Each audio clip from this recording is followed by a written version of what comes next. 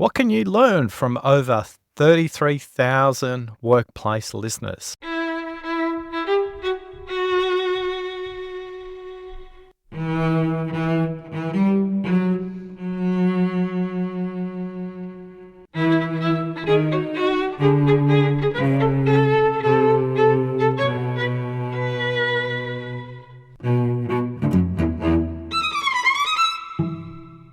Back in June 2018, I logged into a survey tool. I started to explore how to construct questions that would help people understand what gets in their way when it comes to listening. These were the questions I asked. What frustrates you the most when someone isn't listening to you? What do you struggle with the most when it comes to listening to somebody else? And if you could improve just one thing about your listening, what would you like to make progress on? Well, 200 people responded to the survey, a little bit more than the 50 that I'd actually anticipated. And I soon learned that I was completely out of my depth when it comes to constructing research, making a survey, analysing the data, creating insights and actionable next steps. Just because I could collect the survey results, it didn't mean I understood how to make an impact with it. I decided to ask my network if they knew anyone who could assist. Eventually, I was introduced to 4 different people, and 2 of those conversations were really good examples of how the other person wasn't listening to me. One of those meetings was professionally cut short because they realised very quickly they couldn't assist with my requirements. They couldn't help. And they said so. And they said so quickly and within 15 minutes. I'm very grateful for that. The 4th discussion took place on the 11th of September with Heidi Martin. Heidi and I discussed if listening barriers could be coded and grouped into uniform cohorts of respondents. The meeting lasted about 50 minutes, and Heidi asked lots of probing questions. And skillfully on her part, she didn't promise anything other than, I need to take a fortnight to reflect on what might be the most effective questions, survey design, and potential outputs to inform the listening quiz and its accompanying report. What struck me about the conversation with Heidi was she wasn't looking to discover anything. She was exploring along with me, and we were figuring out what we knew and what we didn't know. Heidi was a really good example of somebody who was helping to explore not just what I was saying, she was also exploring what I wasn't saying. She was a ninja in level 4 listening, the unsaid. Wind the clock forward about 12 months and multiple iterations, revisions, and insights from Heidi. She presented to me her insights from over 500 respondents. There were some homogenous groups, some uniform groups, some groups that had a lot in common, and these were the foundations of what was to become the villains of listening. The villains emerged from word clouds. These were software that highlighted what the common phrases were that people were using in their free text responses. These free text responses, all 500, were coded, meaning I looked at them, Heidi looked at them. We had a few other people, in fact, 12 other people, 3 lots of 4, all representing one of the different villain groups, to look at the information within their cohort to see if that made sense. Did that sound right? Did it feel right? The feedback was pretty consistent. You've kind of got it, Oscar. This sounds like what I struggle with when it comes to listening. They were responding to 14 questions, and as a result, we were starting to get some very consistent results that we predicted before people took the assessments. I learned a valuable lesson about playing to my strengths. Strategy is one of my key strengths. Details and maths is not. By bringing on experts who could provide insights into their field, I got a much better result. The next step in the journey was March 2020, and the listening quiz became available for anyone to complete. 14 questions, 1 free text response, and a tailored report highlighting their primary and secondary listening barrier, as well as 3 practical and pragmatic tips for them based on their input. It's now 2024 and 33,519 people have now taken the quiz. Between 2020 and 2024, the listening quiz software has been updated 4 times. Our 2024 release is by far the most comprehensive release, including extra functionality and reporting.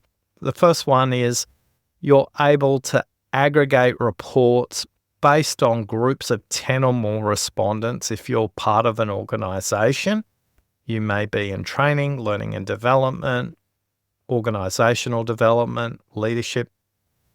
So if you'd like to understand how a group of 10 or more people listen as an aggregate profile, we have ways to describe that at a team level, a department level, maybe a project team level, even an organisation level. We're able to also do cross-industry comparisons, so you can compare yourself to a peer in your industry. That might be in your industry, in your geography, or it may be overseas. The third level of reporting is reporting to allow the administrators of the projects to see the progress that people are making.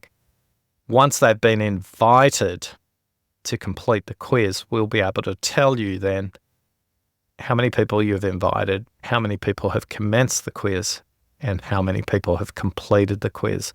And this is going to be really helpful if you're in human resources, people and culture, learning and development. Maybe you want to do an offsite for an executive team. Equally, if you're an external consultant, a trainer, a facilitator, a leadership expert, and you want to administer the quiz on behalf of your clients, we have the functionality to do that as well. Next, we provide a summary, which is the percentage of each listening barrier represented in the group. And finally, we provide anonymized reporting of each participant's most significant listening struggle in an aggregate report when there are 10 people or more. In this release as well, we'll be able to provide volume discounts for organisations based on their operating model. So there'll be different discounts for an organisation if it's a commercial organisation versus an organisation that might be in the non-for-profit sector. Similarly, if you're an external consultant, trainer, facilitator, leadership expert, we can assist with discounts there for you as well. If you're an organisation or an external consultant who works with organisations and you're curious to discover a little bit more, all this information is available at listeningquiz.com. In summary, those 5 updates are: number 1, aggregate reporting for 10 people or more. Number 2, cross-industry comparison. Number 3, reporting functionality for progress and completion. And number 4 and number 5, a variety of volume discounts, whether you're an external consultant or inside an organisation. This is what I've discovered from 33,519 responses. Yep, and I have read every single line on that spreadsheet, in fact twice. Channeling my inner Hugh Forrest from South by Southwest, who spends 6 weeks reading all their survey feedback from people who attend their conference. Like Hugh, although there's hundreds of pages of respondent data, when you lay it all out from 33,519 participants, distilling all of those into themes is what I've spent most of my time doing. And we've coded every response to the villains of listening and the 5 levels of listening as well. And the most significant insight from that question, what do you struggle with when it comes to listening, is this: 99.52% of participants describe what they struggle with at level 1, 2, or 3. Said another way, half of 1% of people are struggling to listen at level 4 and at level 5, listening for the unsaid and listening for meaning. And I hypothesize that people just aren't conscious that that exists, that that's a possibility, that's something worth reaching for. The raw data is really simple. Level 1, 64.5% of people are stuck at listening to yourself. 31% of people are at level 2 where they're struggling with what's presented in the content. And about 4% of people are at level 3, listening for the context. So with all that in mind, that's why the content we create is specifically focused on level 1 and 2 and a little bit of 3. Said another way, 2/3 of people say what's getting in the way is them. It's not focusing on the speaker where they will improve their listening, but becoming present to themselves. This is the reason we dedicated 2 chapters rather than 1 in our book, How to Listen, focusing on level 1 before, during, and after the meeting will have the biggest impact on the way you communicate in your workplace. Now, listening before the meeting takes many forms, and a lot of people kind of scratch their head confused when I say you can listen before the meeting. Well, if you're listening to yourself, that's completely possible, and I'll explain a way that you can listen to others before the meeting as well. When it comes to listening before the meeting, let's just focus on listening to yourself and thinking about creating space, time, and creating the energy that you need to be present during a meeting. Now, before the meeting, when you're trying to listen to them, you can ask the other person what will make this a good conversation. Or if it's a group meeting, possibly you'd ask a variation and say, what will make this a productive meeting for you? How much of your listening focus happens before the meeting commences? Well, as I went through those 33,519 rows, that was another thing we coded into our responses. 16% of the people who are struggling at level 1 are saying they're struggling with something before the meeting commences, whether it's remote meetings, their workload, their lack of time, the fact they say they have too many meetings. Each of these issues can be addressed by you before the meeting commences. This data made me very curious about 84% of people who identified in meeting barriers. And they use terms like focus, distraction, attention. And these represent about 58% of the in-meeting barriers, which could be anticipated even before the meeting commences. Can you anticipate distractions during a meeting? Before the meeting commences, you definitely can. And you can anticipate how you can react as a result. Although you may have a meeting in your schedule, and that might be in your schedule from a week ago or a day ago, right now, when you're having the meeting or about to have the meeting, ask yourself this question. Is it still the right time? Is this meeting the right format? Is the location or the length of the meeting appropriate to where me and others are at who are going to attend this meeting? You can change any dimension of the meeting before it starts to make sure your listening battery is charged and ready for the conversation. Maybe you need to reschedule the meeting. Maybe you need to move a video meeting to an audio only, or you could shorten the meeting length. Or you could just adjust the meeting start time by starting at 5 or 10 minutes after the hour. Could you move a meeting that's a seated meeting to a walking meeting? Look, there are so many options that we outline in these reports to help you move forward with your listening. When you take the quiz and get the report, we'll outline some of these really practical tips to help you, particularly for those who are stuck at level 1. We want to get you up to level 2 as quickly as possible. There's lots of options in your control. Some you may need to negotiate or renegotiate with other participants. Yet I speculate it's worth trying to adjust before you commence a meeting rather than creating an unproductive, draining, or frustrating meeting for you and for the others. One of the most impactful things I get feedback about is creating a pre-meeting ritual. This could be something that we discuss during a workshop. It could be something that we discuss during a training course. And some of the examples that have been really productive for people is simply drinking a glass of water, playing music for 90 seconds, noticing the pattern of your breathing, choosing to stand up and walk for 90 seconds before the meeting commences. All of these are signaling to your mind, your body, and you that this meeting requires you to give and to pay attention to maximize the time when you're communicating with others. I'm very curious, do you have a ritual, a practice, or a technique you use to prepare for a meeting? Do you have a way to recharge your listening batteries? Send me an email, podcast@oscartrimboli.com with the subject line before. That's subject line before. And for the first 5 people who send me their pre-meeting rituals, I'll send you a copy of the book Supercommunicators, The Power of Conversation and Hidden Language of Connection. This book is a refreshing change for books on communication because it does a great job of balancing the speaking and the listening throughout its chapters on communication.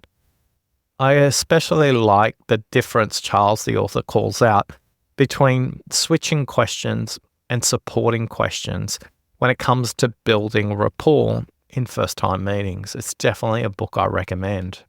What's the biggest insight from listening to 33,519 respondents in the survey? Is that 2/3 of you are struggling at level 1 and you want to make progress. And I hope some of these tips will help. I've created some additional resources based not only on the survey feedback from the respondents, also based on feedback from the Deep Listening Ambassador community, as well as listeners to this podcast. I've created 3 additional resources that I think can help you make a difference.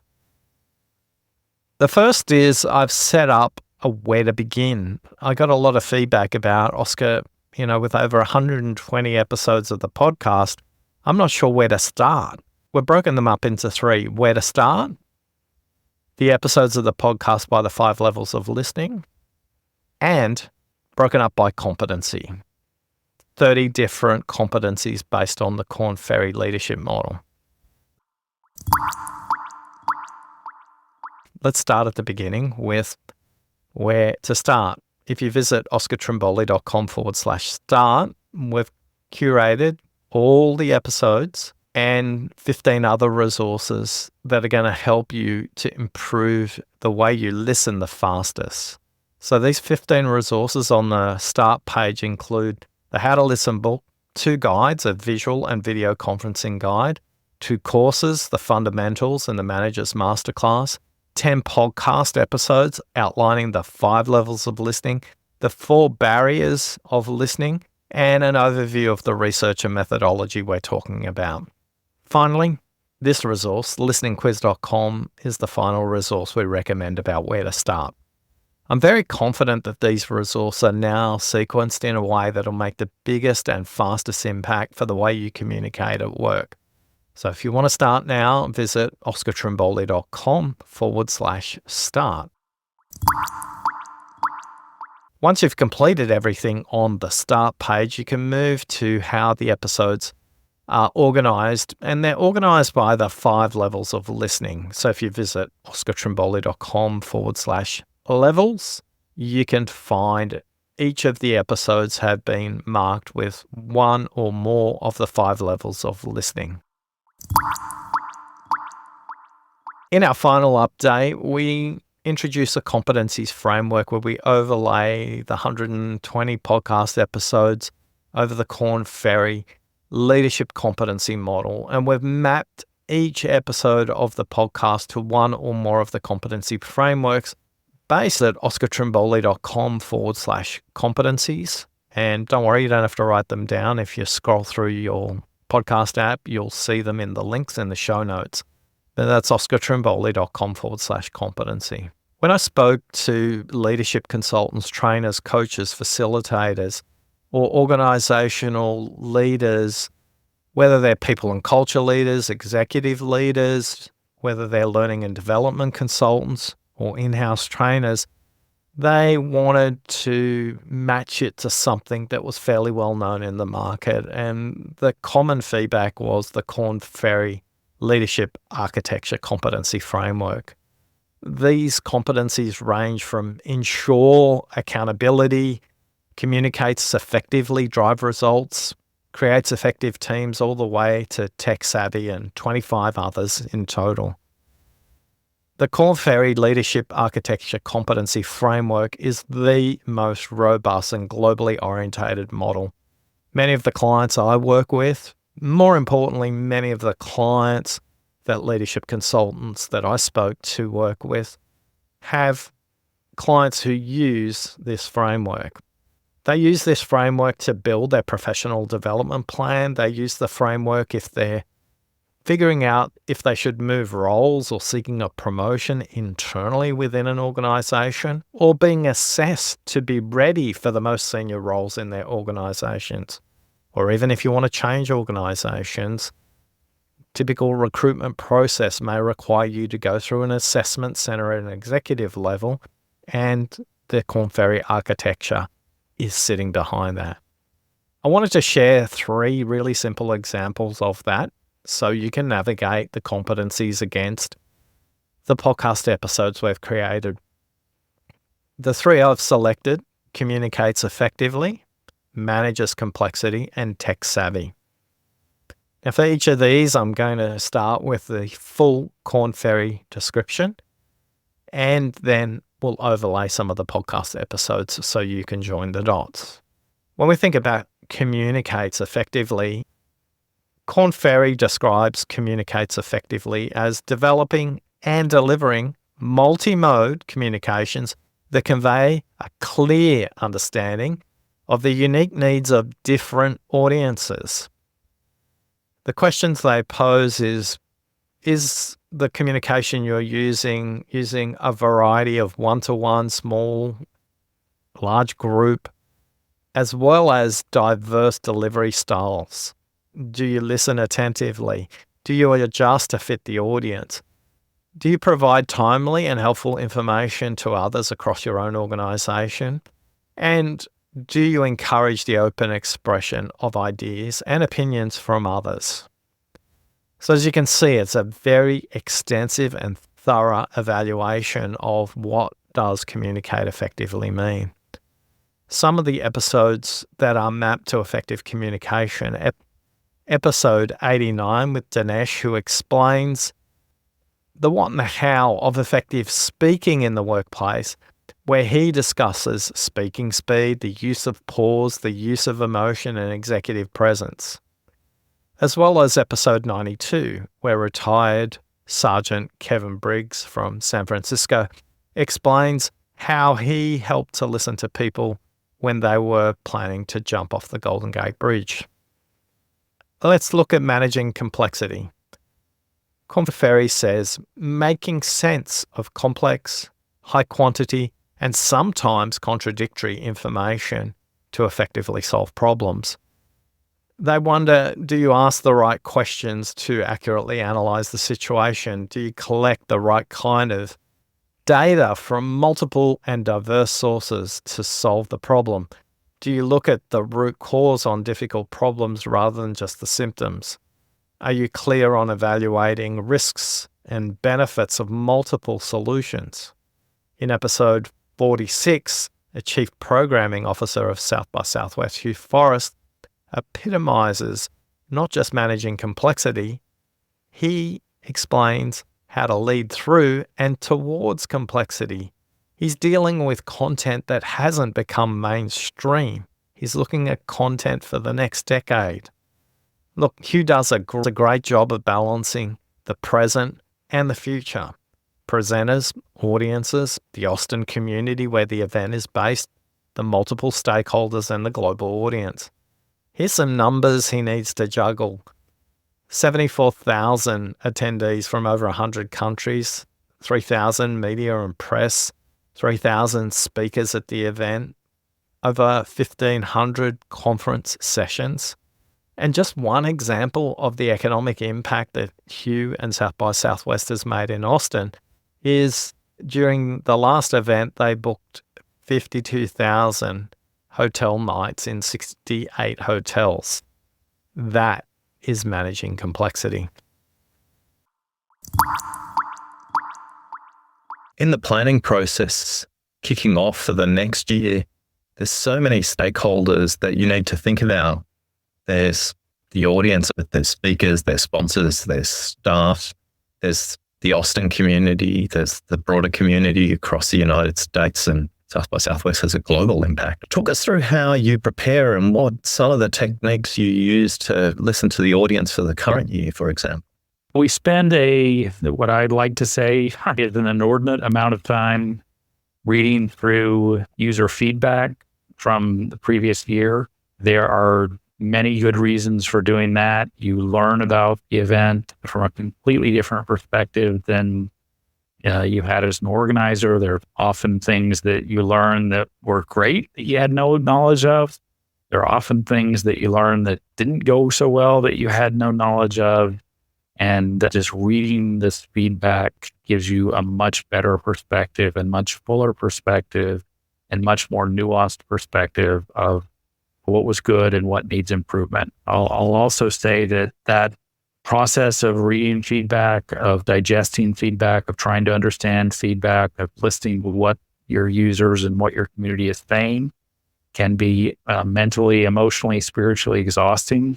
It's often not easy reading sharp criticisms of what you've done, particularly if you think you've done something incredibly great. But I think you try to have a generally positive attitude here and understand it's all part of the learning and process and helps you get better. And throughout the most harsh criticisms and throughout the highest praise and the whatever objective truth is somewhere in the middle, but again, helps you do that by reading this feedback. So we'll spend 6 weeks reading feedback, trying to analyze that feedback, try to put that into some general themes and even more specific themes.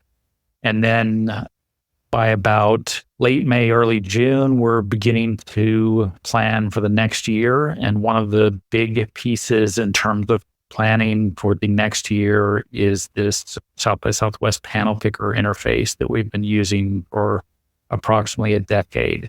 This is a interface where anyone in the community, which basically means anyone with a web connection, can enter a speaking proposal. It allows us to listen to what the community wants, to get new ideas and new speakers into the event.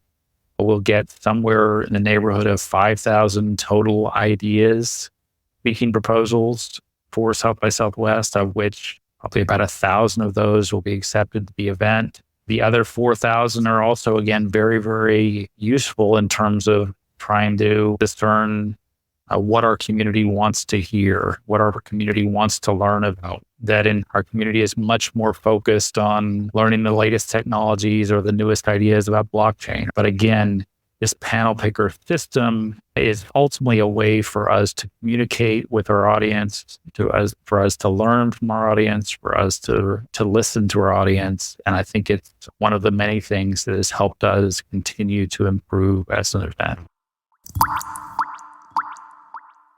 Finally, let's look at tech savvy. And tech savvy is described as anticipating and adopting innovations in business building digital and other technologies. You anticipate the impact of emerging technologies and adjust. You scan the environment for new technical skills, knowledge, and capabilities to benefit you or the business. You don't focus so much on the fads, and you're happy to learn and adopt new technologies. I was surprised when I categorized the episodes because I thought I'd struggled to find some relevant conversations, yet there are 5 episodes discussing online, Zoom fatigue, AI, to name a few. 2 episodes on Listening and Artificial Intelligence, one with Scott Sandland, where he's discussing at what age level of language does AI currently speak, and would you allow this teenager to go and have business discussions? And Amy Brown, who discusses how artificial intelligence and listening is helping the leaders she works with in healthcare to extract and hear a lot of information from contact centers that they can build into action plans very quickly. One of my surprising favorites was Dr. Alison Barker. She used machine learning to discover the language and dialect in laboratory rats to help her speed up her learning, as well as her ability to listen to the language they were using while she was undertaking experiments. So you can see there's a very diverse perspective on what it means to apply technology in over 100 episodes. If you would like to look at your professional development plan and listen to a couple of podcasts aligned to a competency you'd like to improve, visit oscartrimboli.com/competencies, and there you'll see 30 different competencies mapped to each of the 120 plus episodes.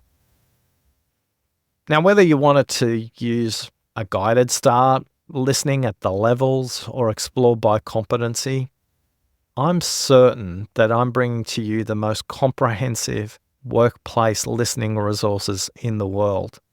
And all of that has been created because you've taken the time to listen to me. I'm Oscar Trimboli, and along with the Deep Listening Ambassador community, we're on a quest to create 100 million deep listeners in the workplace. Thanks for listening.